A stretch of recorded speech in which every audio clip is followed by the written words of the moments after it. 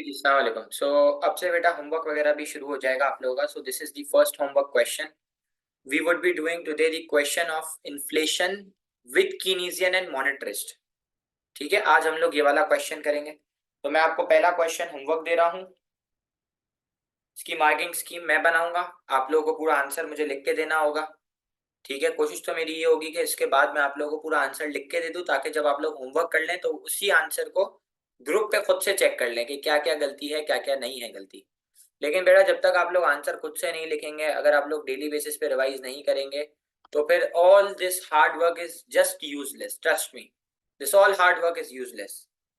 मैं क्वेश्चन लगा रहा हूं आपके सामने। Analyse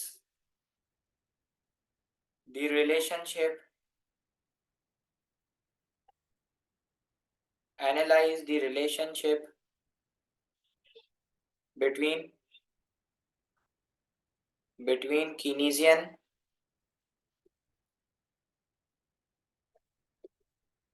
analyze the relationship between Keynesian demand for money and interest rate and interest rate, comma, and interest rate, and discuss the effectiveness of monetary policy and discuss the effectiveness of monetary policy for a government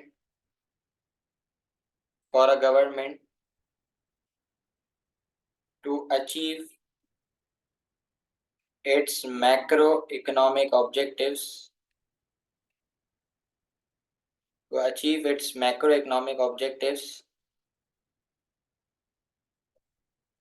simultaneously.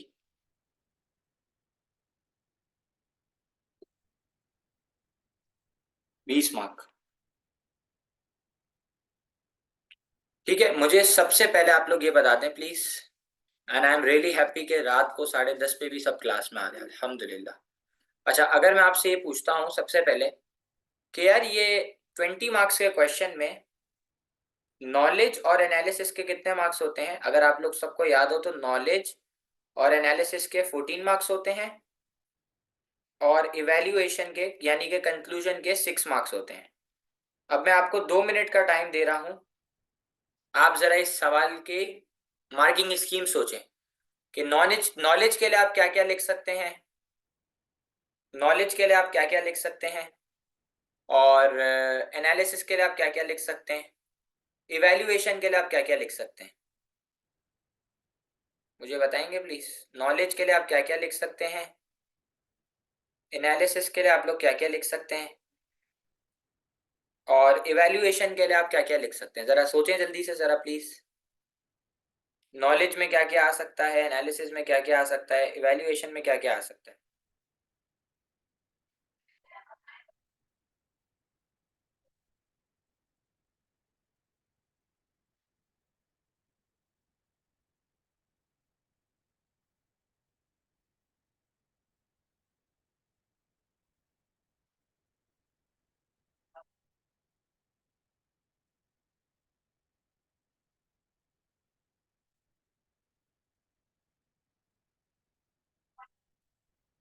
हाँ जी, chat box पे मैं आप लोगों का wait कर रहा हूँ कि हम लोग क्या क्या लिख सकते हैं मार्किंग स्कीम के लिए। तो बेटा हम लोग सबसे पहले सवाल पढ़ते हैं। तो यार सबसे पहले हम लोग नॉलेज की बात करते हैं। तो सवाल कह रहा है analyse the relationship between Keynesian demand for money and interest rate. जब हमने इतना सवाल पढ़ा ना, तो हमारे दिमाग में मार्किंग स्कीम ये आई कि यार कीनीजियन ने एक थ्योरी लिखी थी जिसका नाम था लिक्विडिटी प्रेफरेंस थ्योरी। हम इसके बारे में लिखेंगे, फिर हम उसको लिक्विडिटी प्रेफरेंस के 3 फंक्शंस बताएंगे। इंसान लिक्विड फंड की डिमांड 3 पर्पस के लिए करता है: ट्रांजैक्शन, प्रीकॉशन, स्पेक्यूलेटिव। सही है, और उनका रिलेशनशिप इंटरेस्ट रेट के साथ। फिर हमें बताना होगा कि यार ये मॉनेटरी पॉलिसी गवर्नमेंट कैसे यूज करेगी अपने मैक्रो इकोनॉमिक ऑब्जेक्टिव्स को अचीव करने के लिए। तो अब अगर मुझे डेफिनेशन के मार्क्स लेने तो मुझे क्या क्या बताना पड़ेगा। तो आए सबसे पहले हम लोग सवाल के आधे हिस्से को क्रैक डाउन करते हैं। तो बेटा सबसे पहले हमें बताना पड़ेगा इसको, सबसे पहले हम लोग इसको बताएंगे डिफाइन इन्फ्लेशन, फिर हम इसको बताएंगे define aggregated demand plus aggregated demand की इक्वेशन, और हम इसको बताएंगे डिफाइन एग्रीगेटेड सप्लाई। ठीक है। अच्छा, फिर हम लोग इसको बताएंगे, इसने बोला है कीनीजियन डिमांड फॉर मनी और इंटरेस्ट रेट के बारे में बताओ ना, तो ये लिक्विडिटी प्रेफरेंस थ्योरी पूछ रहा है। लेकिन उससे पहले मुझे इसको बताना पड़ेगा कि यार ये मनी डिमांड क्या होती है, ये मनी डिमांड क्या होती है, और ये मनी सप्लाई क्या होती है। इससे पहले हमें ये सब इसको बताना पड़ेगा कि यार ये मनी डिमांड क्या है और ये मनी सप्लाई क्या है। तो जरा मुझे बताओ सबसे पहले, अगर हम इस वाले पॉइंट की बात करें, सो this is inflation. What is inflation? Inflation का मतलब है महंगाई, महंगाई मतलब प्राइस का बढ़ना। तो डेफिनेशन देंगे हम लोग सबसे पहले, inflation is the persistent and sustain increase in general price level over given period of time. Second point पे आओ तो हमें एग्रीगेटेड डिमांड बताना है। Sir what is aggregated demand? Aggregated demand is the total demand of the economy, और aggregated demand में 5 components है, C plus आई plus जी plus x minus M. सी से आएगा कंजम्पशन एक्सपेंडिचर, आई से आएगा इन्वेस्टमेंट एक्सपेंडिचर, जी से आएगा गवर्नमेंट एक्सपेंडिचर, एक्स से आएगा एक्सपोर्ट रेवेन्यू, एम से आएगा import expenditure. No need to explain the components, you just have to write what is aggregated demand and its formula. Then you will have to tell what is aggregated supply. Aggregated demand is total demand of the economy, so aggregated supply is total supply of the economy. फिर आप बताएंगे money demand. Money demand is done by consumers for 3 purposes, transaction, precaution, speculative. तो भाई इंसान पैसों की demand करता है फॉर 3 पर्पस। एक होता है ट्रांजैक्शन पर्पस, इंसान पैसे की डिमांड करता है for transaction purpose, for precaution purpose, और लिखेंगे हम लोग कि इंसान पैसों की डिमांड करता है फॉर स्पेक्युलेटिव पर्पस। ठीक है, सही है, ये तीनों लिख देंगे। Money demand is done by consumer for various purposes which includes transaction, precaution, speculative. Sir money supply कौन करता है? बेटा मनी सप्लाई किसके कंट्रोल में है? अगर आपको याद हो तो मनी सप्लाई सेंट्रल बैंक के कंट्रोल में है, और सेंट्रल बैंक का ऑब्जेक्टिव होता है, क्या ऑब्जेक्टिव होता है बेटा सेंट्रल बैंक का? सेंट्रल बैंक का ऑब्जेक्टिव होता है बेटा प्राइस स्टेबिलिटी। सेंट्रल बैंक का ऑब्जेक्टिव होता है प्राइस स्टेबिलिटी, और प्राइस स्टेबिलिटी के ऑब्जेक्टिव को अचीव करने का एक ही तरीका है कि गवर्नमेंट मनी सप्लाई को स्टेबल कर दे। गवर्नमेंट मनी सप्लाई को क्या कर दे? स्टेबल कर दे।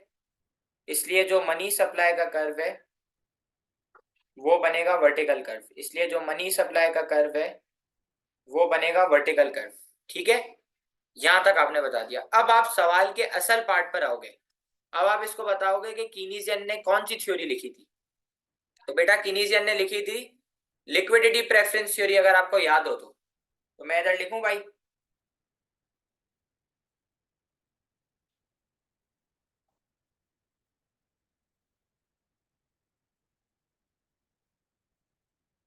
अब हम इसको बताएंगे लिक्विडिटी प्रेफरेंस थ्योरी, और ये लिक्विडिटी प्रेफरेंस थ्योरी किसने लिखी है? ये कीनीजियन ने लिखी है। किसने लिखी है? कीनीजियन स्कूल ऑफ थॉट, ये कीनीजियन ने लिखी है। कौन सी थ्योरी? बेटा कीनीजियन ने लिखी है लिक्विडिटी प्रेफरेंस थ्योरी। किसने लिखी है बेटा? कीनीजियन ने।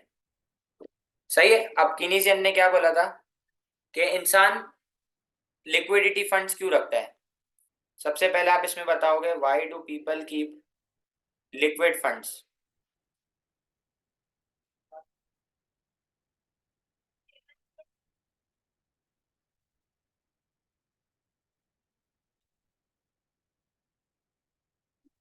Why do keep people liquid funds? वही 3 मोटिव्स के लिए। लेकिन बेटा अब हमें आखिर इसके 3 मोटिव समझाने हैं। कि पहला जो मोटिव है वो होता है ट्रांजैक्शन मोटिव। इंसान पैसों की डिमांड क्यों करता है? इंसान पैसों की डिमांड करता है फॉर ट्रांजैक्शन पर्पस। तो ट्रांजैक्शन पर्पस के लिए, ट्रांजैक्शन मतलब क्या, अब आपको देखो रिवीजन भी हो जाएगा पूरे टॉपिक का। ट्रांजैक्शन पर्पस मतलब इंसान पैसों की डिमांड करता है फॉर स्पेंडिंग पर्पस, और स्पेंडिंग पर्पस के लिए money demand is, money demand is inelastic. Money demand कौन सी है भाई, मनी डिमांड स्पेंडिंग पर्पस के लिए इनइलास्टिक है, अगर आपको याद हो तो। इंसान ट्रांजैक्शन पर्पस के लिए पैसों की डिमांड करता है, और पैसों की डिमांड ट्रांजैक्शन पर्पस के लिए क्या है, ट्रांजैक्शन पर्पस के लिए इनइलास्टिक है।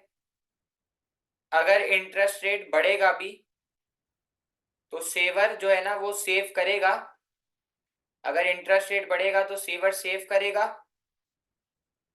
सेवर सेव करेगा लेकिन स्पेंडिंग के लिए भी पैसे रखेगा। तो इंटरेस्ट रेट अगर बढ़ता है तो सेवर सेव थोड़े परसेंटेज से बढ़ाएगा और स्पेंडिंग के लिए पैसा ज्यादा रखेगा।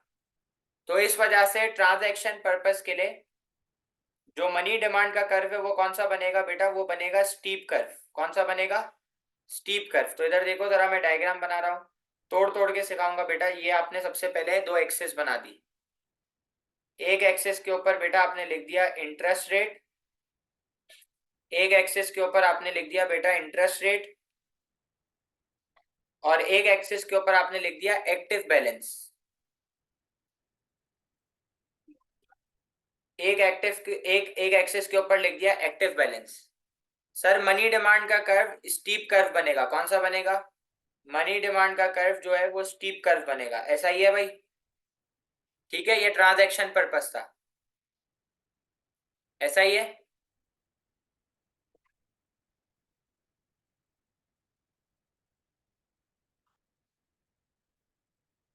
तो जरा मुझे देख के बताओ, इंटरेस्ट रेट और मनी डिमांड यानी कि लिक्विड फंड्स के दरमियान कौन सा रिलेशन है ट्रांजैक्शन पर्पस के लिए।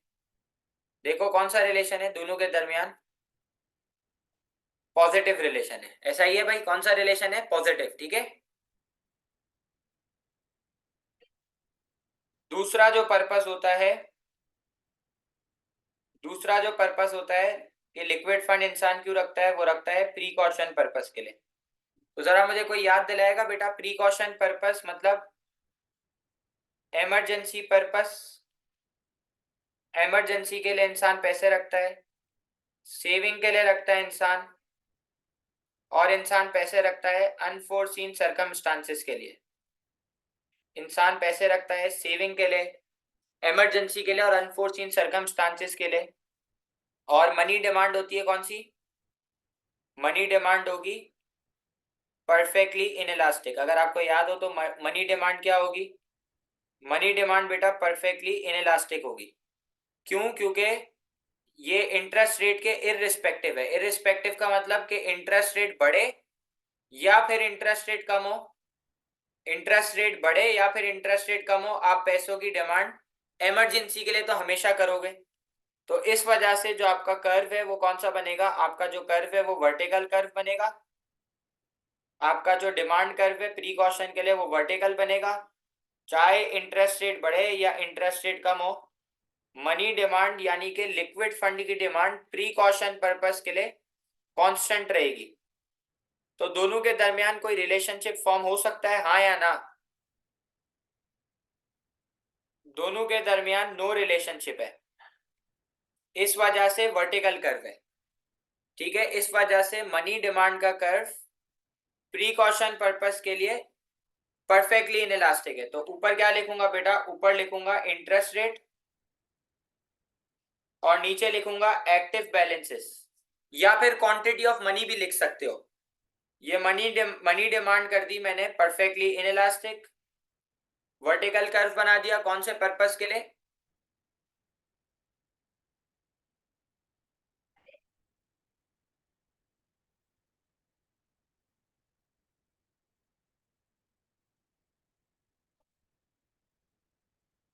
इंटरेस्ट रेट बढ़ेगा या इंटरेस्ट रेट कम हो, आप पैसे की डिमांड इमरजेंसी के लिए रखोगे, इसलिए कोई रिलेशनशिप फॉर्म नहीं हो रहा, और मनी डिमांड का कर्व वर्टिकल बढ़ रहा है प्रीकॉशन पर्पस के लिए। बेटा अगला पर्पस कौन सा है, अगला पर्पस कौन सा है बेटा, अगला पर्पस जो है वो है स्पेक्यूलेटिव पर्पस।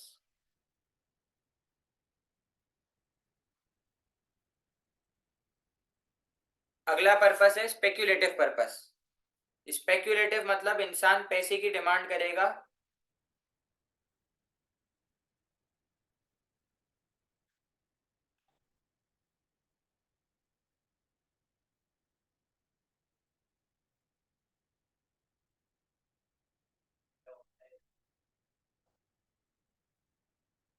स्पेक्यूलेटिव पर्पस मतलब इन्वेस्टमेंट पर्पस के लिए इंसान पैसा रखेगा।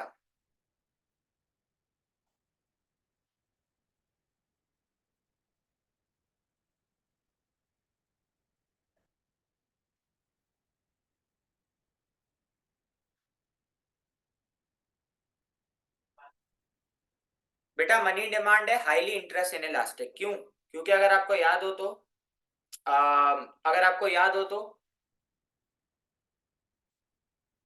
Investments investments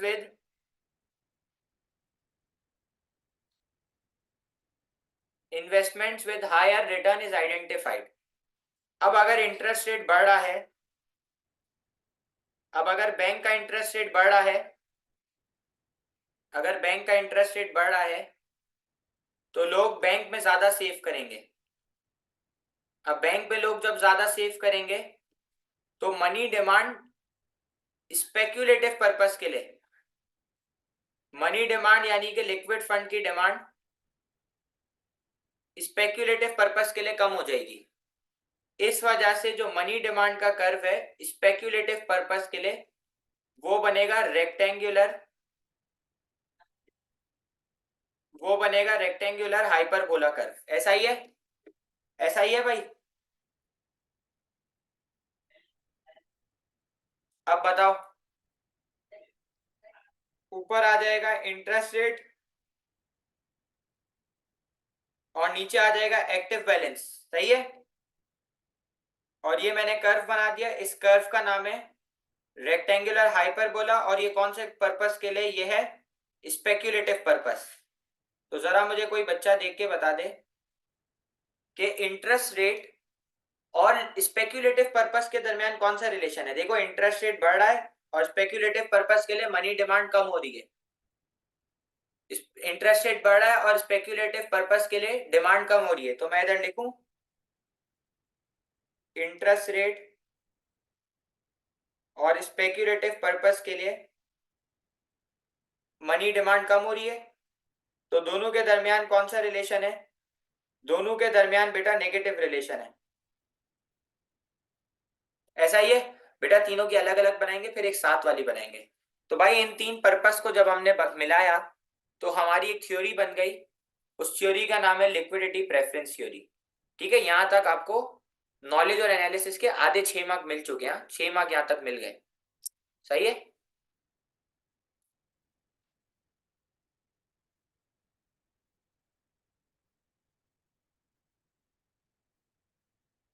liquidity preference theory के अंदर एक कर्व फॉर्म हो गया जिसका नाम है liquidity preference curve. Liquidity preference curve जो तीन कर्व्स को मिला के बना है। कौन कौन से? Transaction purpose plus precaution purpose plus speculative purpose. ऐसा ही है। ठीक है जी। तो ये लो भाई आपके सामने ये फाइनल डायग्राम बना रहे हैं। ये आपका कर्व बनेगा मनी डिमांड का। ये आपका लिक्विड फंड का जो कर्व है, मनी डिमांड का कर्व, एलपीसी कर्व कह लो इसको। ये आपका कौन सा बनेगा? ये आपका रेक्टेंगुलर हाइपरबोला बनेगा। और ये इन तीनों को मिला के बना है। लेक्चर में मैंने आपको बताया भी था, वरना मैंने आपको तोड़ तोड़ के तीनों दिखा भी दिए। ठीक है, तो यहां तक अगर सब साथ हैं तो मुझे रिप्लाई दे दें प्लीज चैट बॉक्स पे। फिर मैं आगे चलता हूँ मॉनेटरी पॉलिसी की तरफ। जरा प्लीज थोड़ा जल्दी जल्दी जवाब दीजिएगा, सुस्ती छोड़ दें। ओके, यहाँ तक क्लियर है सबको? सब साथ है भाई? देखें पूरा टॉपिक भी रिवाइज हो रहा है आपका साथ साथ।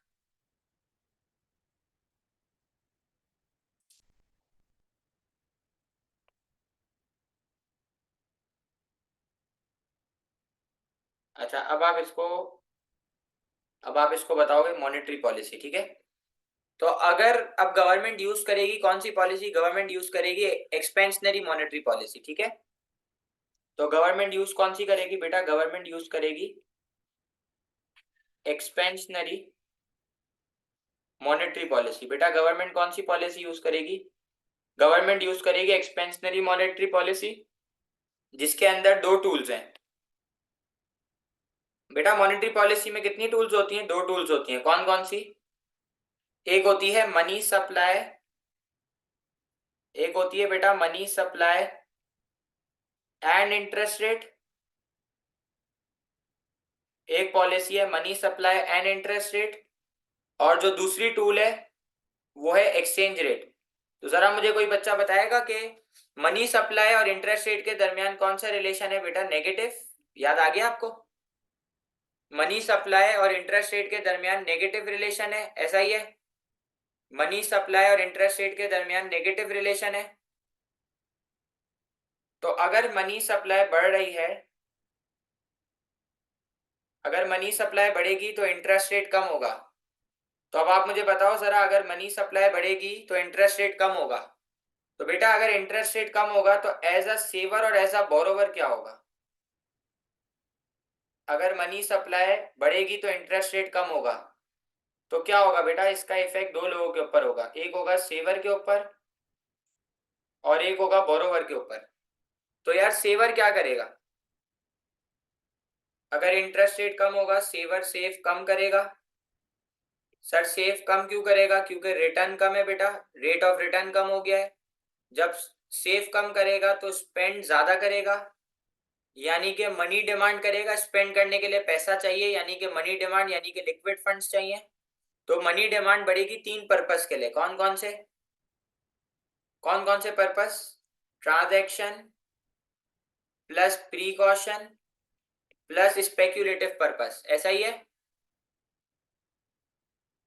और मनी डिमांड जब बढ़ेगी तो कंजम्पशन बढ़ेगी, एग्रीगेटेड डिमांड बढ़ेगी। जब एग्रीगेटेड डिमांड बढ़ेगी तो प्रोड्यूसर प्रोडक्शन बढ़ाएगा, डिमांड फॉर लेबर बढ़ेगी और अनएम्प्लॉयमेंट कम हो जाएगी। सही?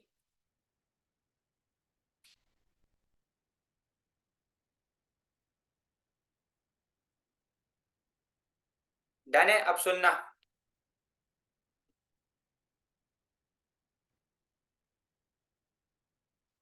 अब मुझे बताओ बोरोवर होगा तो बोरोवर क्या करेगा?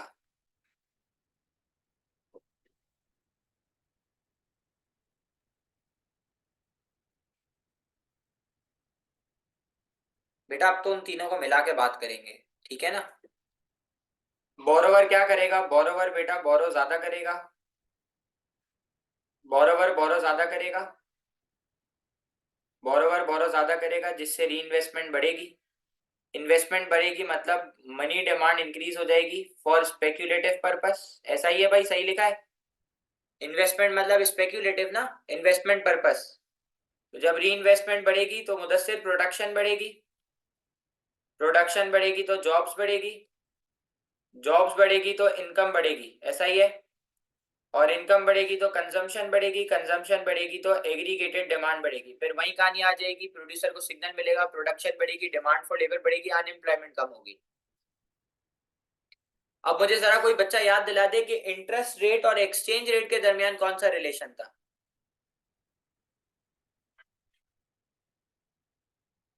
इंटरेस्ट रेट और एक्सचेंज रेट के दरमियान पॉजिटिव रिलेशन था। गुड, शाबाश शाबाश शाबाश। इंटरेस्ट रेट और एक्सचेंज रेट के दरमियान पॉजिटिव रिलेशन था। तो यार इंटरेस्ट रेट कम हो रहा है तो एक्सचेंज रेट कम हो रहा है, मतलब एक्सचेंज रेट डेप्रीशिएट हो रहा है, रुपी की वैल्यू कम हो रही है, रुपी डेप्रीशिएट हो रहा है। तो यार अगर एक्सचेंज रेट कम होगा तो इससे क्या होगा, आइए देखते हैं। तो बेटा अगर एक्सचेंज रेट कम होगा, अगर एक्सचेंज रेट कम होगा तो एक्सपोर्टेड गुड सस्ता लगेगा, एक्सपोर्टेड गुड की क्वांटिटी बढ़ेगी, एक्सपोर्टेड गुड का रेवेन्यू बढ़ेगा, जिससे इनफ्लोज बढ़ेंगे और एक्सपोर्टेड गुड की कंजम्पशन बढ़ेगी, एग्रीगेटेड डिमांड बढ़ेगी, प्रोडक्शन बढ़ेगी, डिमांड फॉर लेबर बढ़ेगी, अनएम्प्लॉयमेंट वापस कम हो जाएगी। जब एक्सचेंज रेट कम होगा तो इंपोर्टेड गुड की प्राइस बढ़ जाएगी, इंपोर्टेड गुड की क्वांटिटी कम हो जाएगी, इंपोर्टेड गुड का एक्सपेंडिचर कम हो जाएगा। तो आपको दिख रहा है कि बैलेंस ऑफ ट्रेड किस में जा रहा है? बैलेंस ऑफ ट्रेड सरप्लस में जाता हुआ आपको दिख रहा है। क्यों? क्योंकि एक्सपोर्ट का रेवेन्यू ज़्यादा है और इंपोर्ट का एक्सपेंडिचर कम है। फिर आपको कंट्री में फुल एम्प्लॉयमेंट का ऑब्जेक्टिव अचीव होता हुआ दिख रहा है। सही है, फुल एम्प्लॉयमेंट अचीव हो रहा है, लेकिन प्राइस स्टेबिलिटी अचीव नहीं हो रहा। क्यों? क्योंकि जब एग्रीगेटेड डिमांड बढ़ेगी तो शॉर्टेज होगी और प्राइस बढ़ जाएगी। तो बेटा आप ये मुझे सिर्फ कोई बच्चा बता दे, दो डायग्राम आपको मॉनेटरी पॉलिसी में बनते हुए दिख रही हैं, दो डायग्राम आपको मॉनेटरी पॉलिसी में बनते हुए दिखेंगी, वो दो डायग्राम कौन कौन सी है, फिर मैं डायग्राम बनाऊंगा।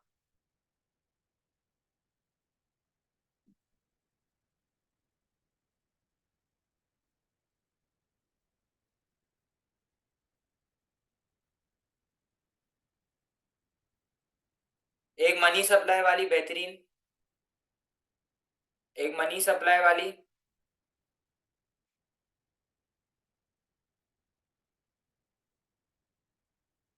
एक एग्रीगेटेड एक्सपेंडिचर वाली। शाबाश आशिर, बेहतरीन।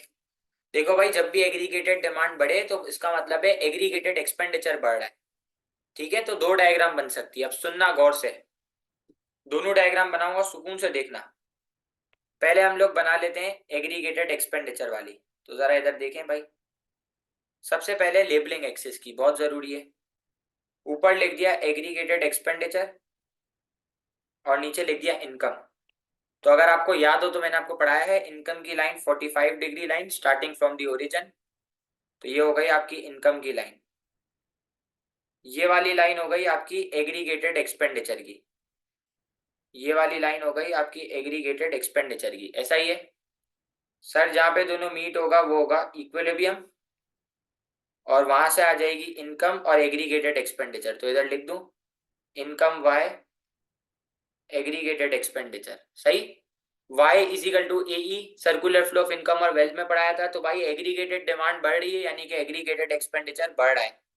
तो एग्रीगेटेड एक्सपेंडिचर के कर्व ने मारा अपवर्ड शिफ्ट ए ई से ए ई वन के ऊपर। ये आपका न्यू इक्विलिब्रियम हो गया ई वन। तो यहां से आ गई न्यू इनकम। तो इधर लिखूं भाई, ये आ गई आपकी न्यू इनकम और ये आ गया आपका न्यू एग्रीगेटेड एक्सपेंडिचर। ठीक है भाई, ये आपका नया एग्रीगेटेड एक्सपेंडिचर और ये आ गई आपकी न्यू इनकम। ठीक है, एक तो बेटा ये वाली डायग्राम बन गई, कोई मसला? तो बोलो नहीं।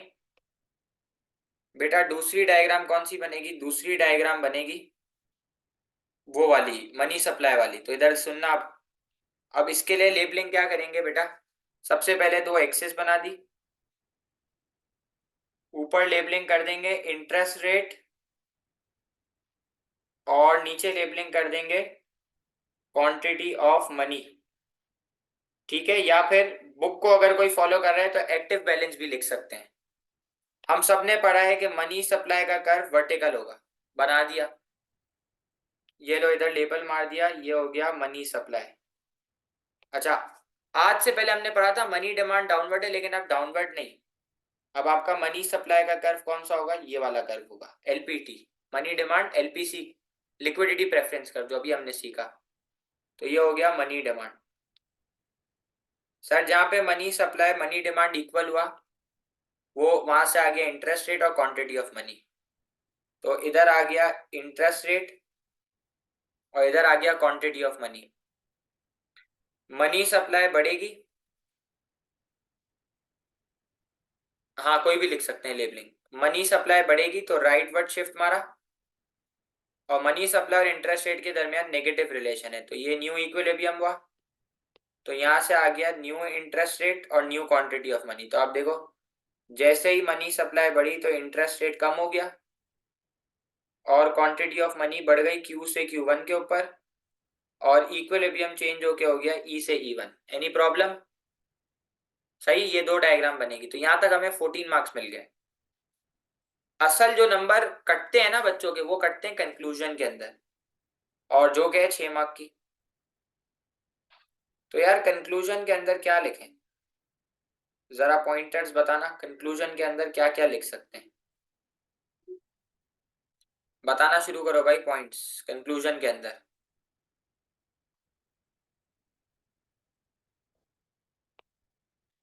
कंक्लूजन के अंदर क्या क्या पॉइंट्स लिखते हैं जरा मुझे बता दो प्लीज। क्या क्या लिख सकते हैं भाई? लिक्विडिटी प्रेफरेंस थ्योरी के लिए तो हम लोग लिख देंगे, लिक्विडिटी प्रेफरेंस थ्योरी के लिए हम लोग, लिक्विडिटी प्रेफरेंस थ्योरी के लिए हम लोग लिख देंगे कीनीजियन वर्सेस मॉनेटरिस्ट दोनों के दरमियान फटा।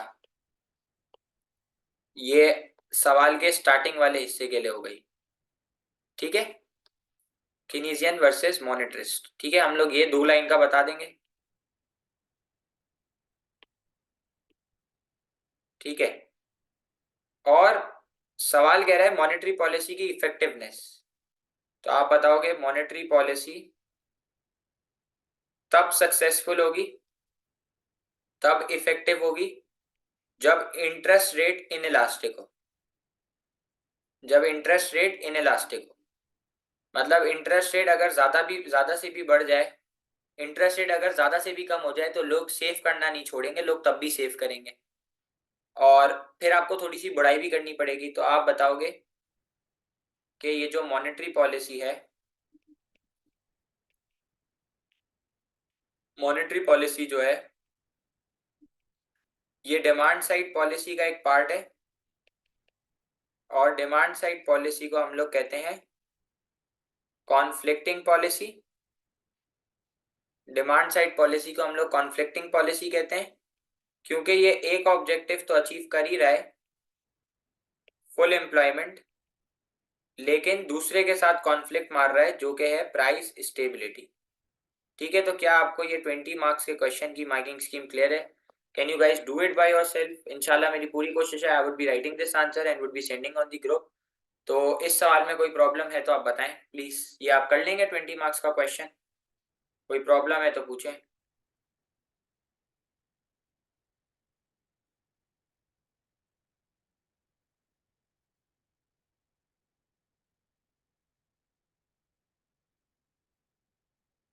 ओके, सो दिस इज को क्लियर है, यू कैन गो।